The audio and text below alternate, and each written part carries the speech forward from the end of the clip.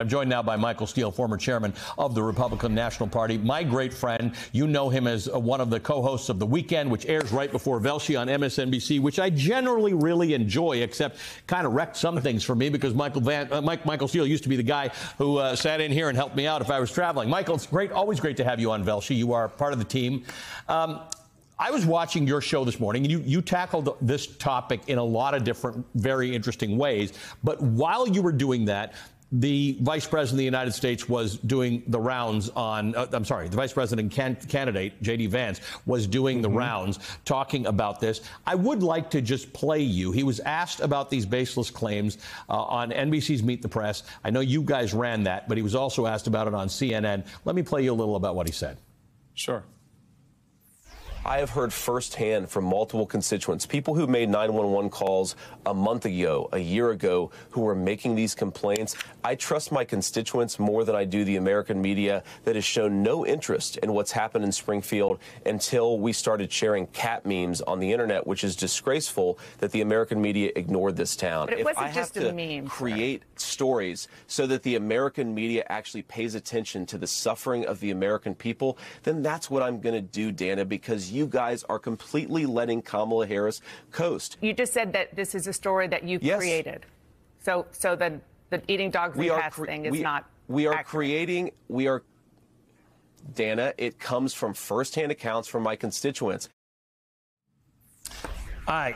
So, I don't know where to start with this thing. They are, in a real world, Michael, this would have come up and everybody would be distancing themselves from it and not creating potential for stochastic violence, which is what we're actually seeing play out in Ohio. Well, J.D. Vance sort of let the proverbial cat out of the bag there when he says, well, if I have to create a story to get you to, cover what we want you to cover, that's what I'm going to do. Yep. And that's what they've done. I mean, the originator of this, private Facebook posting has come out and said, this was not what I intended. This was just something I was, this is a private conversation that has now gotten blown up. And what makes it so galling and so bad, Ali, is the fact that you have a former president of the United States and his vice presidential pick perpetuating this and leveling it up. So if your constituencies, how long have your constituencies been coming to you telling you that, they're eating cats and dogs over here? How long have they been doing that, JD? Was this something that just started 2 weeks ago, or was this going on for a long time? And did you have your staff, your Senate staff, go and verify this information? Because that's what the press has done. And the press has come back and said, this is BS. There's nothing here. In fact, as I just mentioned, the person who made it all up said it's all made up. So what are your constituents telling you?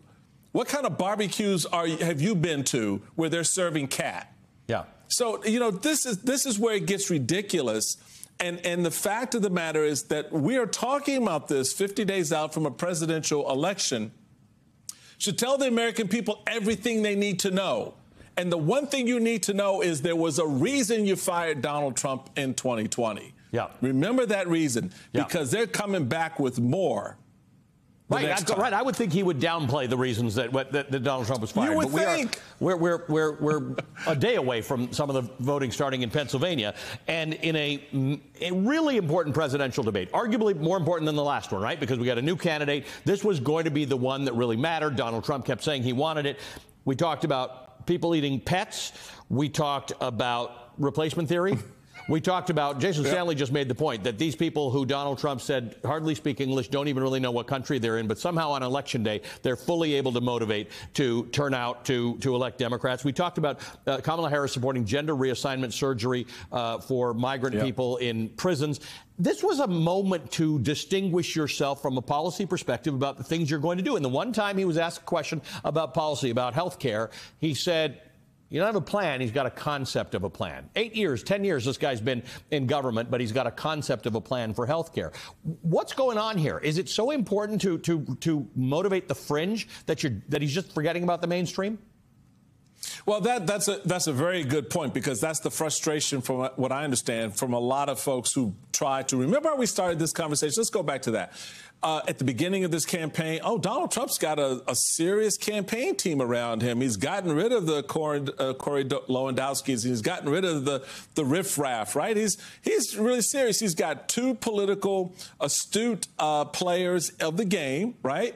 And LaCivita and Wiles, who have very carefully crafted and articulated a narrative where Donald Trump looked like he was normal, right? Yep. But Donald Trump didn't like normal. No. He didn't like normal. So he brings back Corey. He layers up with Laura Loomer, right?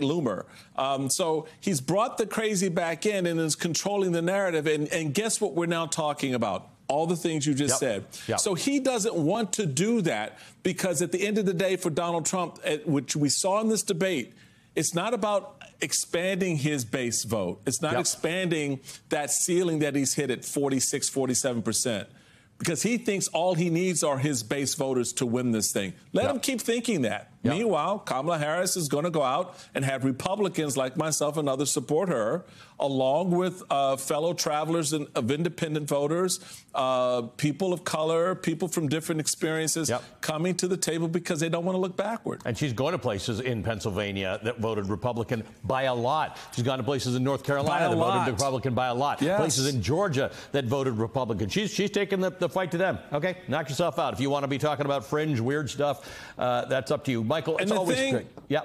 Just real quick on that, an important note, and she doesn't need 30, 40% of that vote that she's going after. She needs 2, 3, 4% of that vote. Right.